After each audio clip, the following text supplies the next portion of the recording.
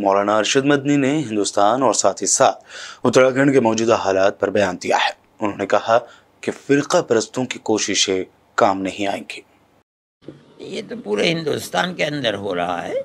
हमने तो ये बात बार बार कही है कि इस नज़रिए के साथ गवर्नमेंट जिस नज़रिए को पेश कर रही है या फिर परस्त पार्टियां जिस नज़रिए को पेश कर रही हैं कि वो मुसलमान को, हिंदू को निकाल कर मुसलमान को तान तशनी का शिकार बनाती हैं, ये चीज़ गलत है। मगर क्या किया जाए कि उनकी पॉलिसी है कि वो इसी नज़रिए को सामने ला करके ये समझते हैं कि हमारी इक़्तिदार की कुर्सी महफूज रहेगी।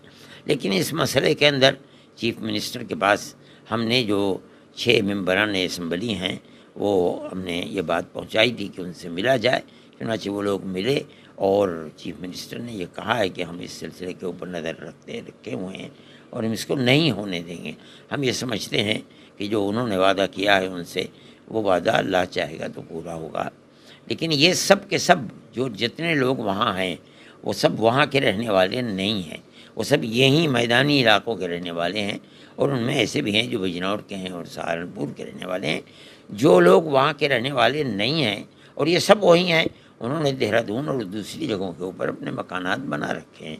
हम ये कहते हैं कि अगर कोई खुदा न ख्वास्ता ऐसा माहौल पैदा होता है तो उनके लिए वहाँ रहना मुश्किल है, तो वो लोग वहाँ भी जो रह रहे थे आम तरीक़े के ऊपर वो किराए के मकानात में रह रहे थे, कारोबार कर रहे थे और ज़माने से कारोबार कर रहे थे, वो छोड़ कर के आएँ यहाँ कारोबार करें।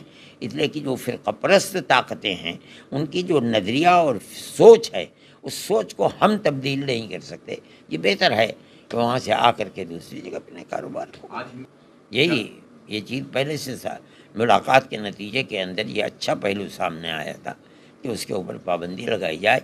और ये असल मसला जो है वो यही है कि जिन लोगों को ये कहा जा रहा है कि हम यहाँ रहने नहीं देंगे, उन लोगों के लिए रास्ते हमवार किए जाएं ताकि वो वहाँ रहें।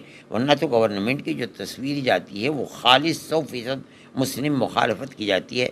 मैं नहीं समझता हूँ कि ये बीजेपी गवर्नमेंट के लिए मरकज़ में या किसी भी जगह मुफीद हो सकती है। इत्तेहाद मिल्लत कौंसिल के सरबराह व मौलाना तौक़ीर रज़ा ने मीडिया से बात करते हुए उत्तराखंड में मज़ारात को मुनहतम करने के उत्तराखंड हुकूमत के फैसले पर शदीद एतराज़ जाहिर किया। वो हिंदूवादी संगठन, उन पर आम हिंदू को गौर करना चाहिए कि वो हिंदुओं के हितैषी है या हिंदुओं का नुकसान करने का काम कर रहे। अगर हिंदू ईमानदारी के साथ बिल्कुल धार्मिक तासुब को हटाकर अगर एक बार गौर से सोचेगा, गौर करेगा, तो वो इस नतीजे पर यकीनन पहुंचेगा कि जितने हिंदूवादी संगठन है, वो विश्व हिंदू परिषद हो या बजरंग दल हो या इस जैसी तंजीमें हो, वो तमाम की तमाम मुसलमानों का नुकसान कम कर रही है, हिंदू समाज का ज्यादा कर रही है।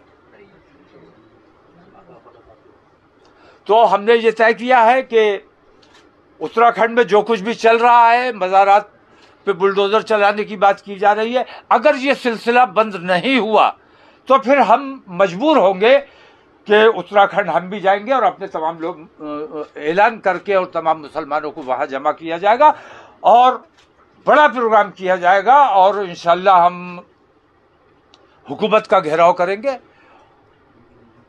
और जो बेईमानियां हो रही हैं वो हम मुसलमानों से ज्यादा आम हिंदू तक वो बातें पहुंचाना चाहते हैं कि ये हिंदूवादी संगठन देशद्रोही है और हिंदुओं को नुकसान पहुंचाने का काम कर रहे हैं। एक तो देश का नुकसान हो रहा है, सबसे बड़ा देश में अफरा तफरी का माहौल है। मुस्लिम बेटियों को भगाने का 2 लाख रुपए इनाम दिया जाएगा, 3 लाख इनाम दिया जाएगा, नौकरी दी जाएगी, मुसलमान लड़की को लेके आओ, खाने पीने का इंतजाम किया जाएगा, मकान का इंतजाम किया जाएगा। मैं ये कहता हूं कि हिंदू समाज को उन जमातों से ये सवाल करना चाहिए कि हमारे बच्चे जब मुसलमान लड़कियां लेकर आएंगे तो हमारे अपने घर की बेटियां जो है वो तो बैठी रह जाएंगी। उन बेटियों का अधिकार है उन हिंदू लड़कों पर जो शादी के योग्य हैं। तो ये हिंदुओं का नुकसान मुसलमानों का नुकसान नहीं है।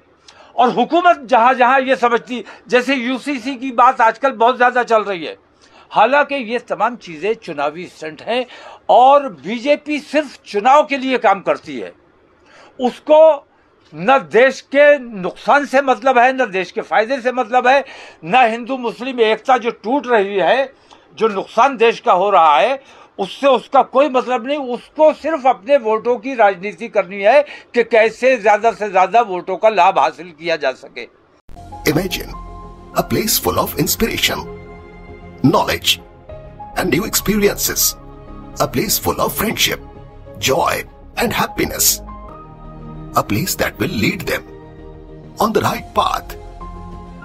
Welcome to Hidayah Islamic International School. Success in both the worlds. Admissions are open.